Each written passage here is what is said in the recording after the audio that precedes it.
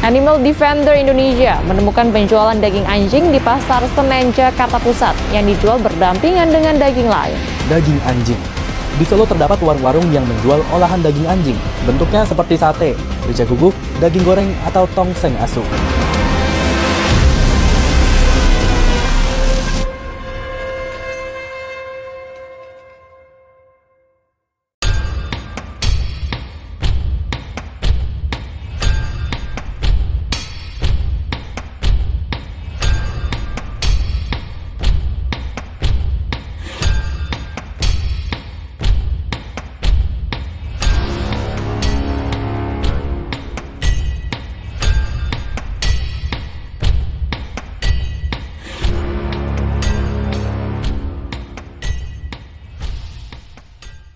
Bisa diperkenalkan dulu nama dan usia Bapak. Oh iya. Konen bahasanya ya, amburadul tidak masalah ya. Kenapa Pak? Saya kelahiran 15 Juli 1969.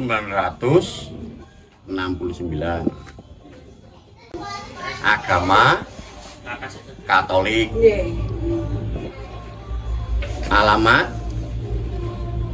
Alamat ya, Kebonan Harjo Binangun, Pakem, RT 1, RW 04, Kabupaten Sleman, Ngayu, Jakarta. Nama sudah tadi, namanya Leo Agung Sumarna. Mungkin bisa diceritakan bagaimana awalnya Bapak memilih pekerjaan sebagai pedagang ini. Ya oke. Awal mula saya jadi pedagang Shengsu itu sekitar tahun 1996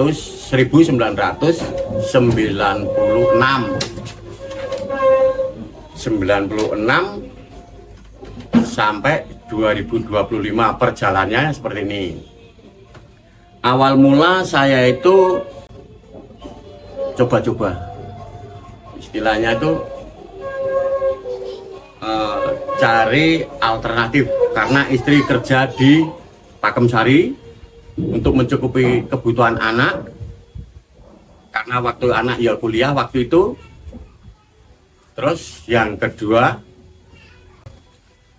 saya untuk dapat bantuan dari Romotan Suwi,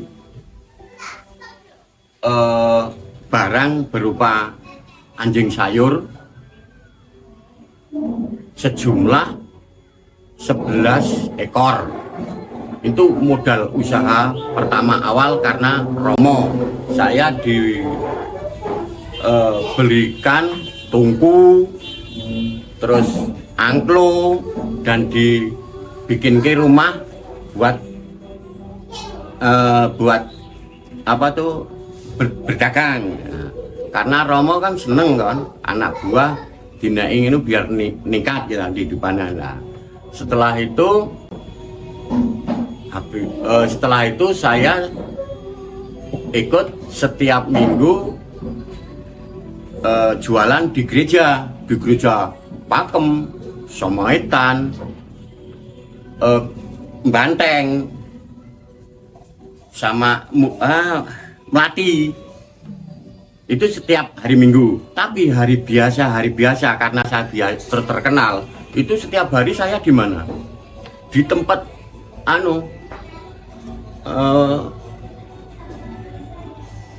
orang-orang mencari pasir di kali sungai-sungai ini.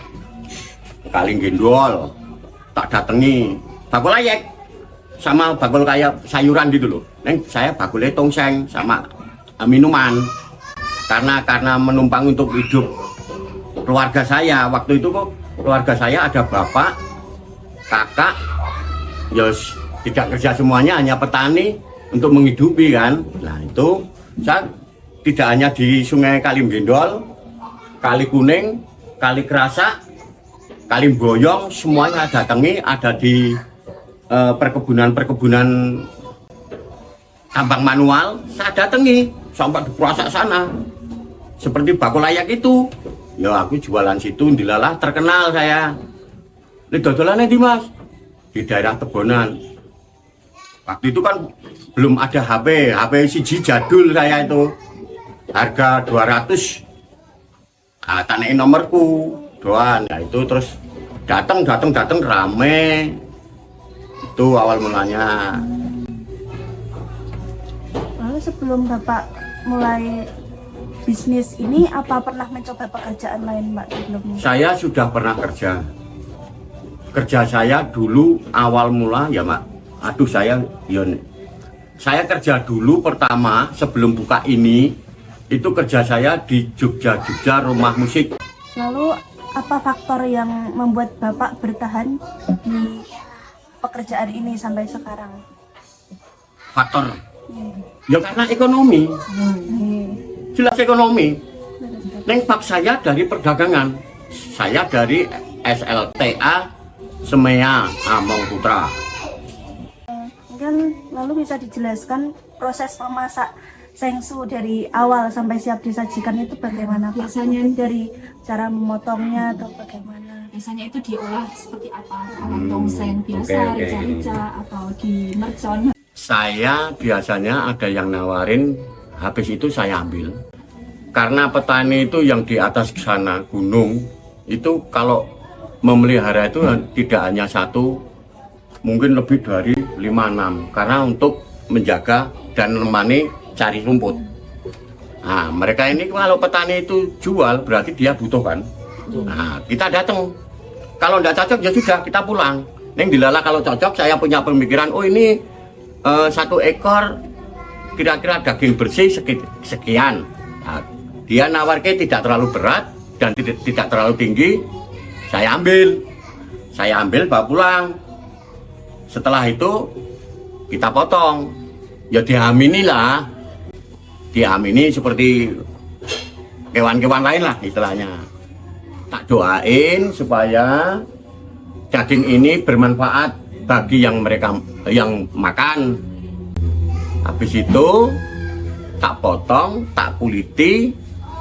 Kalau ada yang datang ya kita langsung masak. Di rajang apa? Dicincang. Dicincang berapa porsi? Masak. Dicincang kecil-kecil ya seukuran daging lah. Tidak terlalu besar, tidak terlalu kecil, setengah-tengah. Dimasak. Bumbunya rempah-rempah ya biasa. Kalau rempah-rempah itu ya merica, terus brambang bawang, cabai, terus salam. Kadang biar tidak terlalu amis, tak kasih jeruk, daun jeruk atau jeruknya nipis itu. Masak, kita sajikan. Lalapannya yo, kalau pakai lalapan yo timun, tomat, sama kubis. Nah, tergantung menu, mintanya apa. Misalnya ada sate goreng, terus rica-rica, tongseng, bawang uyah, udah 4. Itu menu saya itu. Untuk 1 porsi berapa Pak? Sekarang karena keadaan barangnya langka, kadang pedagang itu 1 ekor belum tentu dapat. Bener. Karena sekarang itu harganya ya semakin tinggi. 1 ekor 600 sampai 700, kadang lebih. Jualnya seporsi berapa itu? Oh, kalau seporsi 1 paket. Minum teh, kopi itu 1 porsi 30.000. Lalu ada nggak Pak tantangan yang muncul dalam proses Saya pedagang. ya sebagai pedagang? Untuk tantangannya, saya jawab ya. Untuk tantangan, karena ini barangnya ibaratkan sekarang itu ada komunitas. Mereka harus tahu juga, karena mereka manusia, saya juga manusia. Dia butuh makan, saya juga butuh makan. Bagaimana biasanya masyarakat sekitar itu menanggapi usaha yang Bapak jalankan, dan pernahkah ada protes, teguran atau komentar negatif dari warga atau komunitas pecinta hewan? Saya jawab ya Mbak. Ya. Nek untuk istilahnya komentar, saya tidak tahu. Nek yang jelas selama ini tidak ada. Nyatanya tidak ada. Makanya kalau tempat ini kan barang kayak ini identik dengan itu toh. Makanya saya tolak dulu. Monggo istilahnya orang mau istilah berpikiran negatif silakan, neng dilihat saja lah. Nyatanya kepolisian Pakem saya datang, tentara Babinsa sini datang. Tapi sempat ada cekcok sama komunitas pencinta hewan nggak Pak? Makanya tadi saya tuh sebelum di video kan tahu. Saya itu dulu tahun 2003 apa ya? 2003 atau 2004 saya itu didatangi dari entah komunitas apa, yang jelas saya ngelirik, ada mau pakai jaket, ada kamera, diwawancara. Dia datang di gazebo, mintanya saya pengen ngobrol-ngobrol aja Pak. Neng aku kan lagi sibuk, pas waktu itu motong, saya nutuk gugup di sana, Mbak Em masih duduk di jagungnya istri pas masak itu, dikirain mau jajan, aku nutuk gugup, dia datang lari, ngobrol sama saya, loh kok dipotong Pak, nggak kasihan toh? Lah saya beli Mbak, ini aku bisnisnya seperti ini Mbak, aku kan bilang gitu. Kok kamu, Bapak milih seperti ini? Loh ini intim saya keahlian saya Mbak itu nangis. Bilalah pas aku motong, tak potong nangis juga. Saya nggak mau tahu. Wong ini jualan saya pas dilalah terus ono wong teko, wong 4 kalau tidak salah. Orang 4 mau beli. Dilalah di sini entek loh, isi derek rong porsi rekannya dinaki kono, nunggu ae toh. Ora urusan saya nggak mau tahu tuh. Karena bisnis saya. Lah saya naik nek wong kon lunga gitu ndi. Hilang kan? Nah, tuh. Apa stereotip atau anggapan yang paling sering dilekatkan pada pedagang pelaku bisnis seperti Bapak ini? Yang dilekatkan dalam pribadi saya, ya main bakul asu. Udah gitu aja, jujur. Nah, aneh wedhus ya bakul wedhus. Bakul sapi ya bakul sapi. Selama saya jualan asu, anjing, nyatanya ya rumahku ya ada peningkatan. Ini jujur, dari pemerintah tidak ngasih. Jujur. Jualannya mungkin kan berkali-kali itu dalam bentuk udah bungkusan atau? Sudah bungkusan Mas. Saya biasanya bawa 60 sekitar 50 porsi sama nasi. Saya jual di sana dulu masih murah. Selawe ya Bu, 1 porsi 15 ya, 15.000 tahun sekian. Nah sekarang kan 30. Nah, itu karena harganya semakin tinggi. Guguk anjing semakin langka. Nah, itu tadi punya saya aja di depan rumah dimatikan orang serik kok. Orang kebonan sini saya tahu. Aku tidak menentang mereka pencinta binatang. Saya tidak menentang. Mereka komunitas seperti itu saya tidak menentang. Mereka udah punya jalan sendiri. Kecuali saya itu mencuri, boleh ditentang, monggo. Itu loh, saya itu jualan dari nol. Pertama dari Romo, kedua ya dari usahanya dari Romo itu tak kembang ke. Saya itu tidak melanggar dari komunitas. Saya anjingnya itu anjing sayur, tidak yang ras itu. Ora enak. Jika nantinya usaha ini tidak diperbolehkan, apa rencana Bapak? Apakah Bapak tetap mempertahankan usaha ini atau ada rencana lain? Kecuali ada solusi baru dari pemerintah, saya mau. Kalau ada solusi dari pemerintah, monggo. Enggak apa, atau dari komunitas silakan. Itu nek saya tetap kalau tidak ada solusi, misalnya saya bandeng iki ya apa ya? Kan wis do ngerti nek dibanding mesti rusak. Nek pemerintah wis ketutup. Solusinya apa? Enggak ada. Buntu. Ayo nangis kene. Kowe gelem makani aku apa? Nyawa pirang-pirang lho. Cacilik-cacilik dipoto kon sini. Lho gitu. Nah saya rata dengelani, Pak. Rata dengelani. Saya enggak menentang dari komunitas, saya enggak menentang dari pemerintah. Nek pemerintah tidak mungkin melarang. Hanya orang-orang tertentu, istilahnya komunitas-komunitas itu. Jelas itu. Apa pesan Bapak kepada orang yang memandang negatif usaha ini, Pak? Pertama-tama saya pesan kepada mereka-mereka yang istilahnya itu tidak suka dengan pekerjaan saya. Mbok ya monggo carikan solusi yang terbaik. Atau kalau memang harus diputuskan tidak boleh, tolong kucurkan dana untuk menutup bank-bank saya yang sekian banyaknya. Dan satu ya, yang kedua tolong berikan solusi atau pekerjaan yang lebih mapan. Nek untuk pertanian saya sendiri nyun sewu. Pertanian saya itu hanya 1000 meter persegi. Umur saya sudah 55 tahun. Mau kerja di kantoran atau di kemana paling enggak proyek.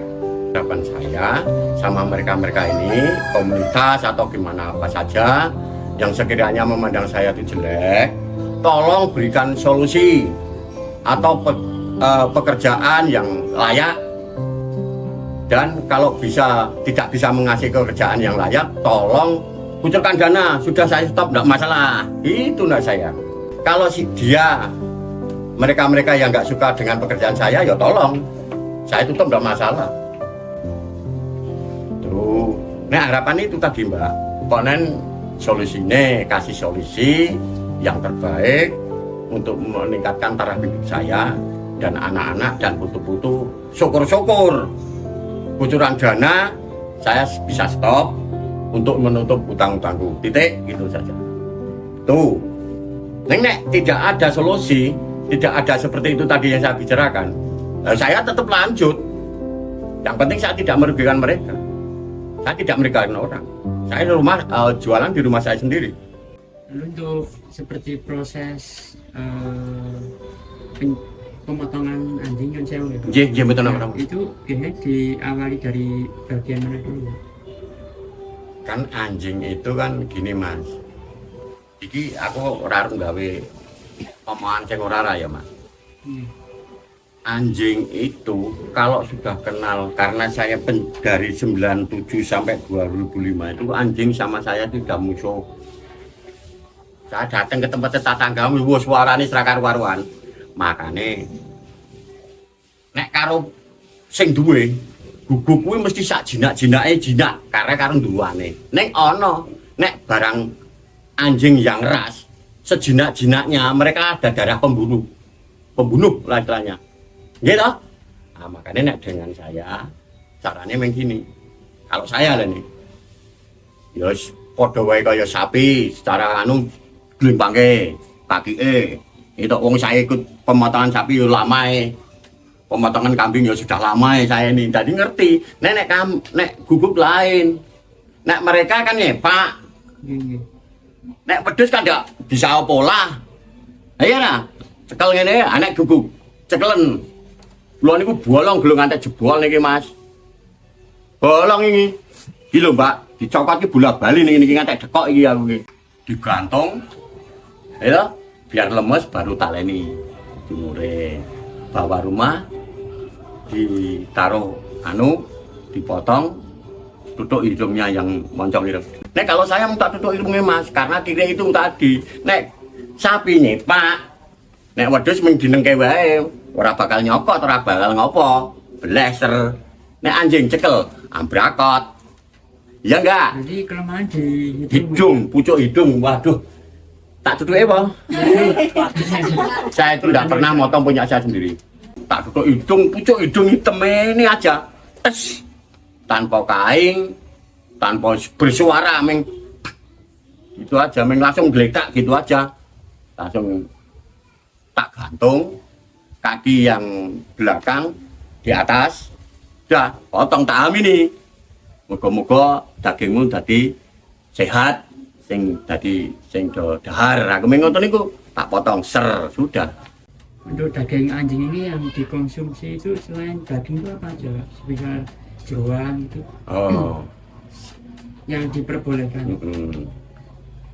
Saya kalau masalah daging anjing, hati, jantung, usus saya buang, tuh limpa saya buang, limpa tak ambil, paru. Putih-putih itu tak buang, tinggal daging, segala macam daging, lidah. Dan lidah mau saya pakai godok dulu 100 derajat. Mumpal-mumpalnya baru tak ambil. Itu Beda itu dimasak juga berarti. masak. Nggak ada apa-apa nih mas. Ada jam-jam tertentu kalau motong anjing. Ini syaratnya. Ini jujur ini mas. Saya pernah ya tak ceritani ya. Saya dulu sebelum saya berpengalaman ini, kan saya udah berpengalaman dari 97 sampai 25 ini kok. Ngerti toh? Iki nggon sing mati-matine kuwi. Jadi jam 12 ini sama jam 6 jangan sampai motong. Itu. Walaupun aku kentekan daging, kalau jam 6 saya enggak berani. Jam 12 siang ini enggak berani. Tuh. Ada alasannya, Pak? Ada. Jam 12 sampai jam 6 toh. Tuh kalau saya. Itu. Jam 12 itu tepat jam-jamnya kalau saya ya ini karena sugesti saya sendiri lah. Yo intinya ini nyawa ini isih anu lah, isih kuat. Jam 11 keturun boleh, jam 12 ke atas enggak boleh. Kalau saya sampai jam 6, kalau jam 7 boleh. Tapi saya belum pernah motong malam. Paling jam 7, jam 6 lebih, setengah 7 baru motong.